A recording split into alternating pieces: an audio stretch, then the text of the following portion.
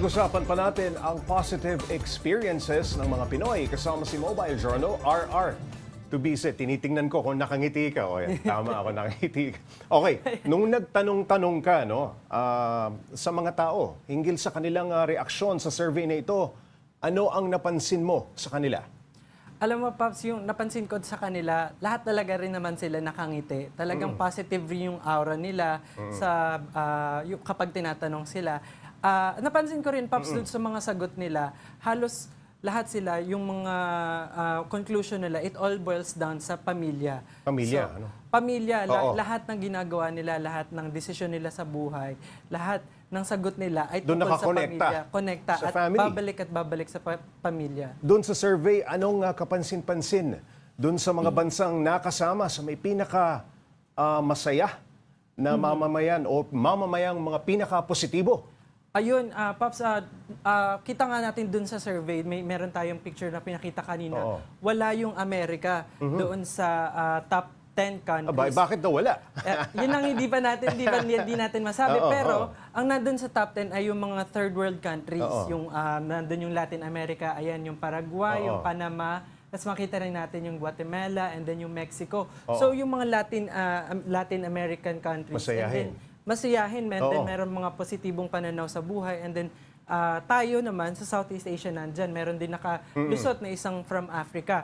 So, medyo ironic yun, Pops, no? Kasi Oo. parang yung third world countries, madalas sila yung may mga challenges sa buhay. Sa ekonomiya, inflation, pagbili ng mga services and goods. Pero sila yung mga positibo at masayahin sa kanilang buhay. So, yun, medyo ironic and siguro magandang pag-aralan palalo yung ganong anggulo. Alam mo, RR, di ba, hindi naman ito yung first time na makakakita tayo sa balita. Halimbawa, may trahedya, no? May nasunugan.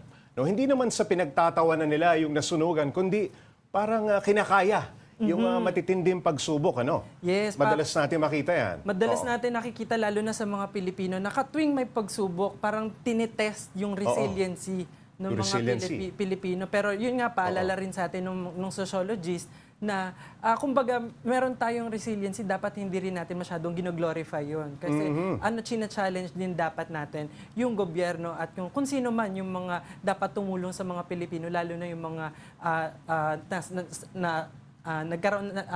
dumaan sa sakuna. Correct, oo. Nabanggit mo yung resiliency. Minsan, di ba, may binahang lugar. No? Nakukuha pa nilang magbiruan. Pero at the same time, nagtutulungan. Nandun yung bayanihan, di ba? Okay, konektado ba ito dun sa sinasabi nung nakausap mong sociologist na yung 3 Fs, no? Family, friends, and faith.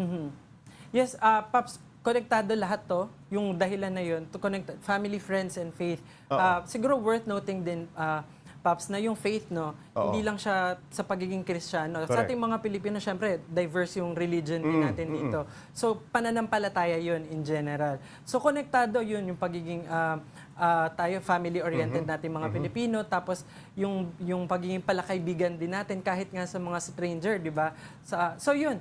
Lahat sa mga nakausap ko and then sa interview din natin sa isang sociologist, lahat ng desisyon ng mga Pilipino, kaya sila merong positibong pananaw sa buhay at kaya sila masaya, lagi para sa kanilang pamilya, para sa kanilang mga kaibigan at para sa service nila sa Panginoon. Yung bang may matindi kang pagsubok sa buhay, no? Yes. Meron kang kadamay lagi, ano? Laging Mga kaibigan merong mo. kadamay. Ipag-pray natin yan, di ba? Sinasabi nila madalas, ano? Base rin sa parehong survey, mataas din ang negative experiences ng mga Pinoy. Naku, parang counter ito, no? Ano raw ang dahilan nito? Base sa respondents.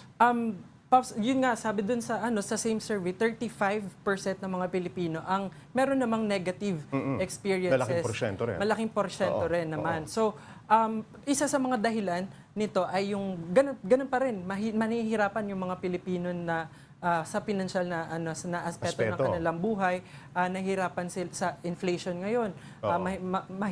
Mahirap bumili ng mga produkto at ng mga mag-avail ng services. Pero ang maganda naman doon, worth noting din, Pops, na yung 35 na percent is medyo mas mataas yun ng apat na level kasi 31 yung global average. Correct. Sa buong mundo. Tapos mention din natin na yung Pilipinas actually is yung pinaka-lonely na bansa dito sa Southeast Asia. Oo. Pero dito sa region natin kumpara sa mga karatig nating bansa. Pero despite that, nandun nga yung yung 83%, 82% na tayong mga Pilipino talagang positibo at laging masayahin talaga. Yung support group na tinatawag, no? Yes. Napaka-common sa atin. Okay, maraming salamat. Mobile Journal RR Tubise.